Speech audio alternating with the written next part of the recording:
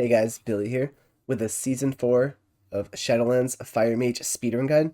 Going to try and make this as fast and simple as possible. So it may go fast at times, so just be sure to pause. There will be pictures. For talents, you'll pretty much always take these same talents no matter what, every single dungeon. The only talent you can maybe change is this tier right here for next speed, Ice Sword, and Ring of Frost. I like Ring of Frost the most. For your Covenant and Soulbind, you'll always run Night Fate, and you'll always run Dreamweaver. You'll always run Discipline of the Grove and Infernal Cascade as 2 potency conduits. Your third potency conduit will be either Controlled Destruction or Master Flame. Now this part is kind of situational. I have a little graph to show you what I think you should run, but if you want to be safe, you can always run Master Flame on Fortified and Controlled Destruction on Tyrannical. So when it comes to like Flame Strike and the Pyroblast conduit that I just talked about, depending on the dungeon and depending on the fixes, you might want to run a different one. Like for example, in Gambit and Lower Kara, you might notice that your Flame Strike damage is higher, so even if it's Tyrannical, you could run a Flame Strike conduit. Or in dungeons like Workshop and Upper Kara, you might notice that it's a very single target dungeon, so Pyroblast conduit is going to pull very much ahead. So it just depends on whatever you see is overall higher new damage versus Flame Strike and Pyro, and the affixes and the dungeon you're running, right? Most of the time, you could always be safe at the end of the day and just run Pyroblast Conduit just to make sure you crush those bosses, because that's what Fire Mage is really good at this patch. This tier, you'll always run Sun King's Blessing as your legendary. You can craft it on your wrist or your hands. Assuming that you're not using the Mechagon Bracers, I would craft it on your wrist. You could put Haste Verse or Haste Mastery, whatever sims better. You can use raid bots to find that out. I put Haste Verse just for flexibility. For the Unity, your second legendary, I would craft it simply on whatever is probably your worst looking slot, because this tier legendaries are 291 and gear is going to go up to eye level 300. So I suspect at the end of the day, when you have full gear, you'll look to craft it on your rings or your necklace, maybe potentially. Right now, I still have it on my legs because of last year, but eventually I will probably move it to my jewelry. So these are just 2 random sims I did, one for AV, one for single target. They're not like crazy optimized or anything, but as a general term for stats, like haste is going to be your probably best stat no matter what. And verse and mastery are relatively equal, although I think mastery is a better stat for just raw damage in general. But it kind of depends. In Mythic Plus, if you're doing a high key and you feel like you need to survive, then you go towards versatility more. But if you don't think you need to survive, then you can stack mastery. They're both really good stats. They're pretty equal in my opinion.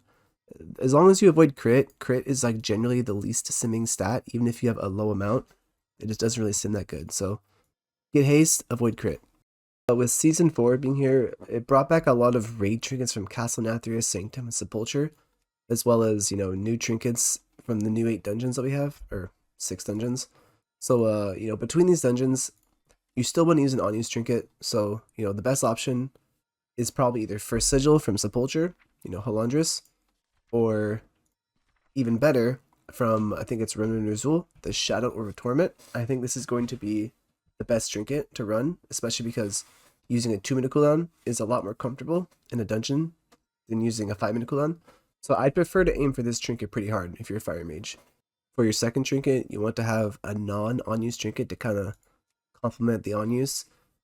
Usually the best ones are stat ones, like for example in Sepulture we have, I forget where it is, it's the Elegy is a really good one. In Sanctum, you have the Eye. It's a good one too. Bust your stats. Whatever site most likely to be haste for you.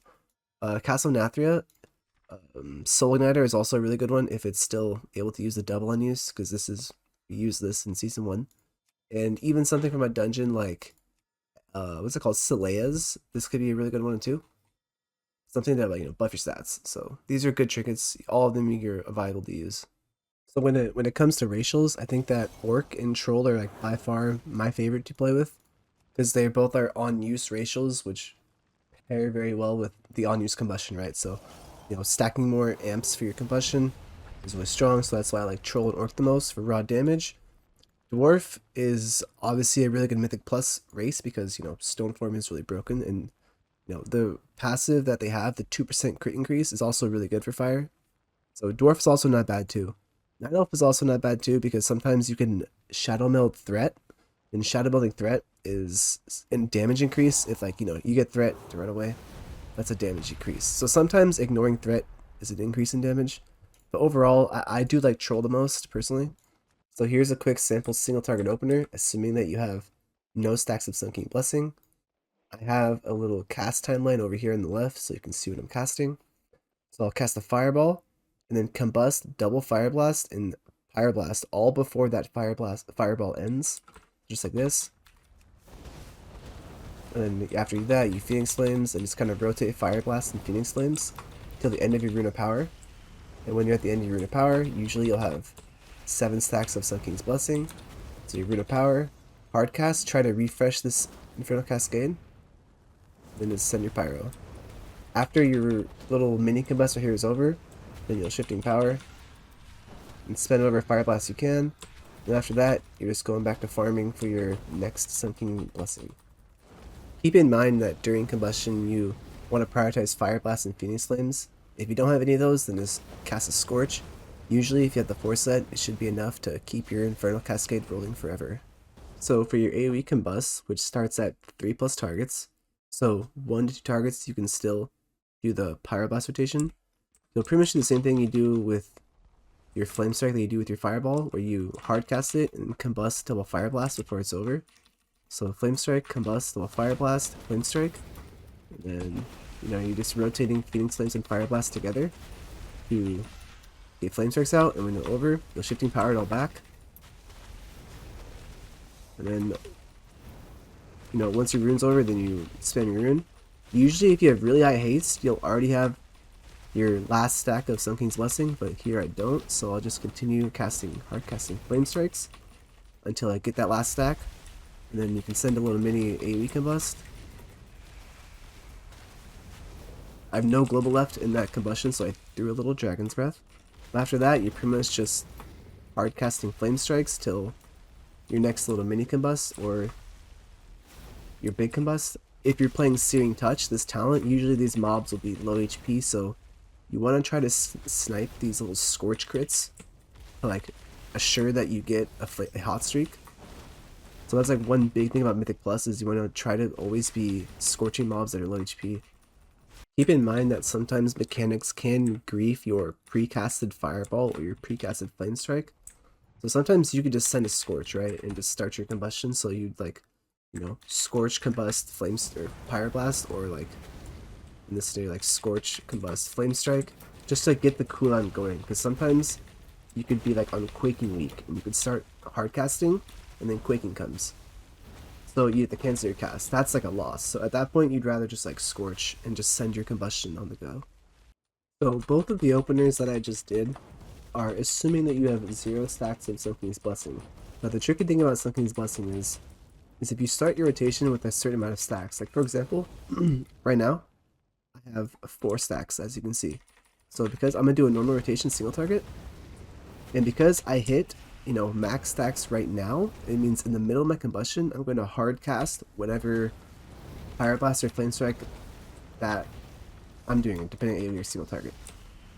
So depending on how many stacks you have of your Sun King's Blessing, usually will determine where you hard cast your Pyroblast or Flame Strike. Ideally, you want to hit it within your Rune of Power, and you also want to try to not drop your Infernal Cascade. And also, if possible, you don't want to spend another hot streak while you're at full stacks, because then that's a wasted stack, right?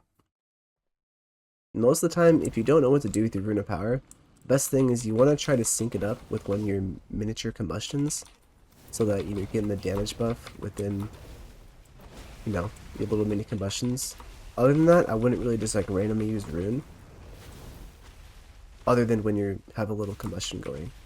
And that could be after your main combustion, or it could be at a random time in the dungeon that you have that little mini combustion up and ready to go.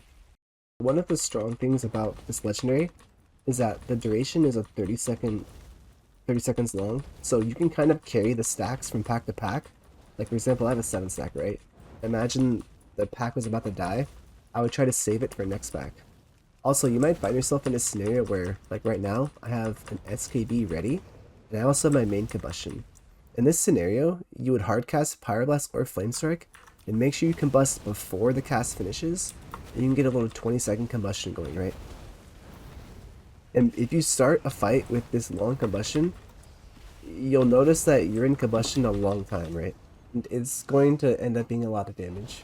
Like right now, I already have like 10 more seconds of combustion. During these 8 seconds, or whatever, I'll probably farm even more of stacks up. Like I haven't even used shifting power yet. I already have another one ready, right? So that's the strength of chaining the stacks pack to pack, or even pre-casting before combustion to get that 20-second combustion. So with season 4 active, the new affix is that you get to pick a stat, and every time you kill one of the affix mobs, you get more of that stat, right?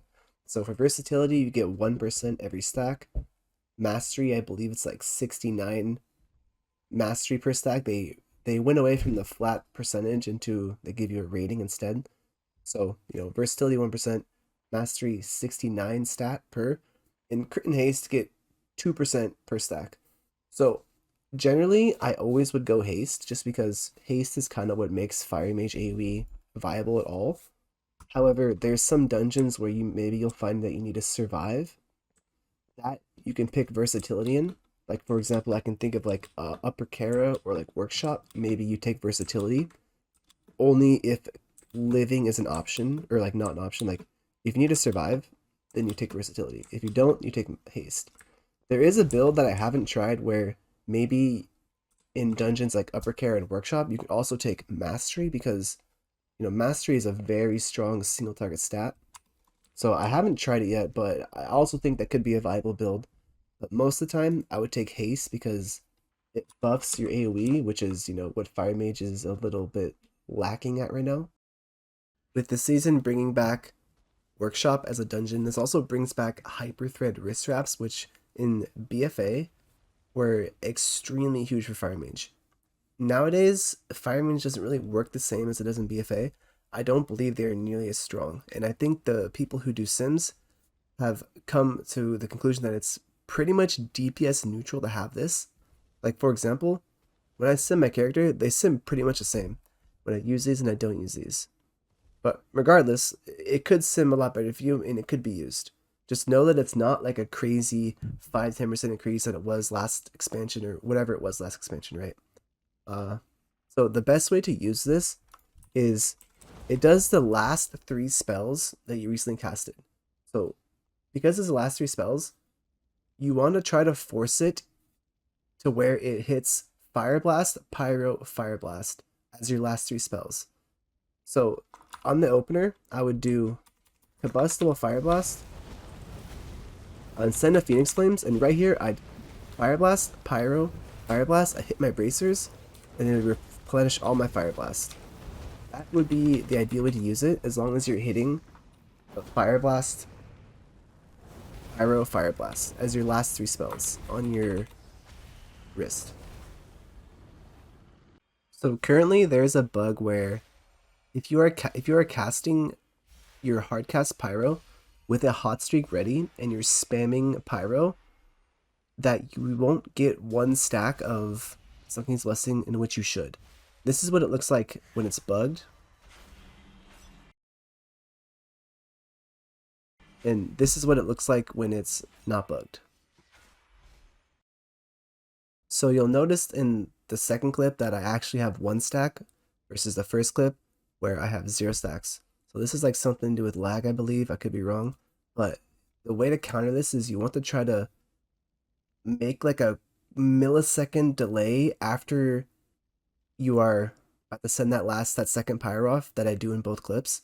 You'll notice in the second clip, my pyro is a little bit more delayed.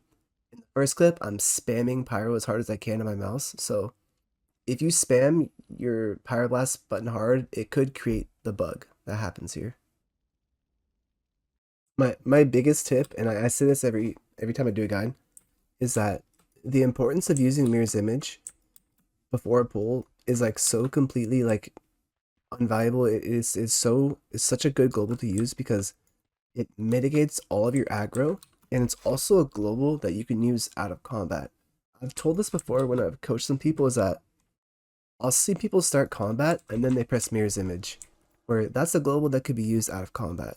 Any global that you can use out of combat, you want to make sure you use it so that when combat actually starts, you can start like instantly doing damage, right? Also, Mirror's Image is it protects you from threat. So if you're doing a huge combust and you have like Lust, Sigil, Potion, there's a chance you might pull threat. So you want to make sure your mirror's image is up so that you are mitigating that threat. And you can just full blast and not have to worry about threat. Because like I said earlier, dealing with threat is a DPS loss. To close off the video, there's not really many macros I'd say are really game changing for Fire Mage. I think that if you're not using a cursor flame strike, it's a little bit of a grief, I think, just because, like, you know, it's one action versus two actions. Because if you have to aim a flame strike, you have to press once and press again. So just having your flame strike not be like that is kind of more fluid for your rotation. But yeah, other than the cursor flame strike, I have like maybe my Zerking for troll is bound in combustion. So if I press combust, my Zerking goes off, you can see. Other than that, there's not really many crazy macros you can get. And thank you guys for watching. I hope this video has helped you in any way. I think there is definitely a lot more in depth I could have gone, but I felt like just making a guide early on in the season so that people can kind of get a basic of what's going on would be better. I kind of have a busy month ahead of me. There's the great push and stuff, so I just kind of blasted this video out in a couple hours. If you have any questions about anything, definitely let me know down below in the comments. I will indeed answer. Also, look forward to more, voiceover commentaries in the future, playing Fire Mage, of course, to try and give you a perspective of what goes on in your head when playing Fire Mage. So, yeah, thank you guys, and I'll see you again. Skirt!